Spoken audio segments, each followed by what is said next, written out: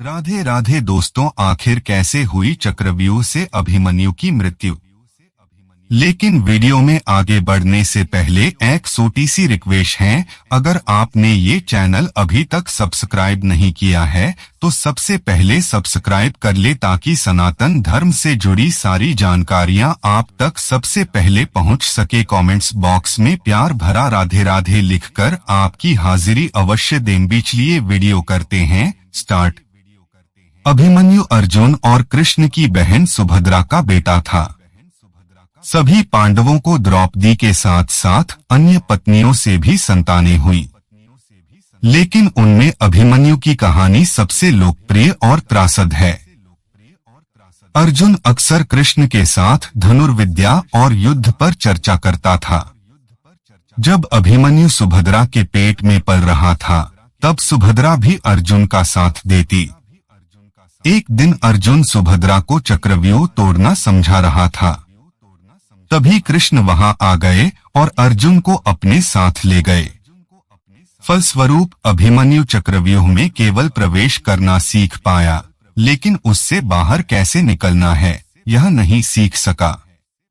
16 वर्ष बाद यही घटना उसकी मृत्यु का कारण बन गई। कृष्ण ने अभिमन्यु की सीख में बाधा क्यों डाली, इसने भारत भर में कई लोक कथाओं को प्रेरित किया है। एक कथा के अनुसार अभिमन्यु वास्तव में चंद्रदेव का बेटा था और उसे धरती पर मनुष्य बनकर रहने का शाप मिला था।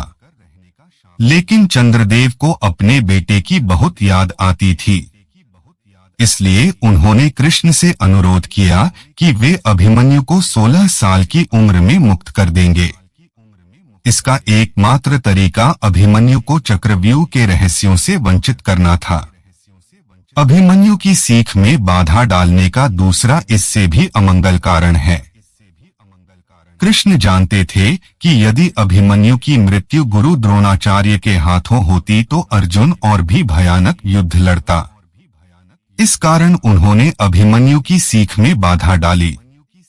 जब पांडव जुए के खेल में हार कर 13 वर्ष के वनवास पर चले गए तब अभिमन्यु केवल 2 वर्ष का था। उनके लौटने पर कौरवों ने उनके साथ राज्य बांटने से इनकार कर दिया, इसलिए युद्ध अवश्यंभावी हो गया। इस युद्ध की तैयारी में 1 वर्ष चला गया। इस प्रकार कहा जा सकता है कि कुरुक्षेत्र के युद्ध के समय अभिमन्यु 16 वर्ष का था। वनवास से वापस लौटने पर अर्जुन अपने बेटे अभिमन्यु के लिए मत्स्य प्रदेश के राजा विराट की बेटी राजकुमारी उत्तरा को लेकर आए थे। हालांकि कुछ लोक कथाओं के अनुसार अभिमन्यु की एक और पत्नी थी, वत्सला। महाभारत का युद्ध शुरू होने के समय उत्तरा गर्भवती थी।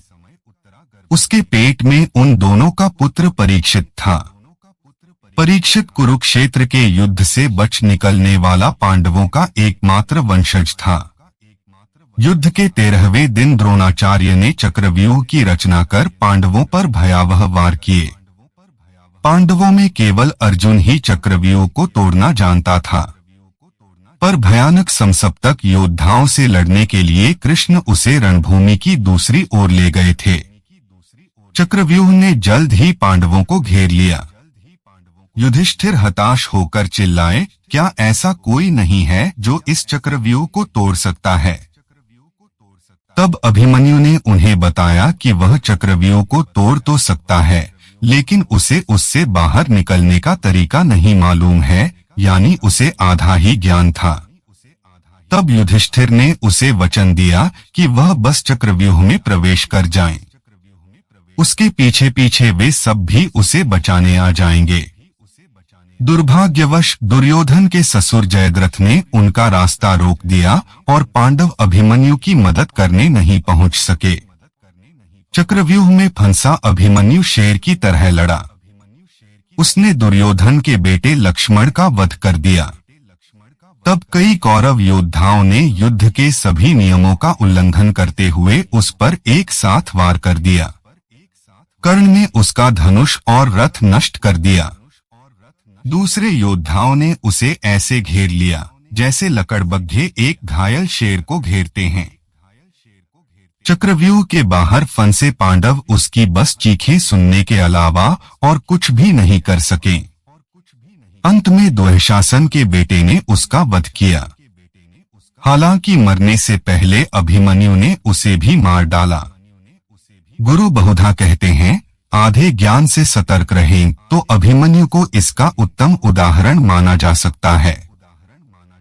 महाभारत की ऐसी कई रोचक कहानियां हैं जो हम आपको बताते रहेंगे।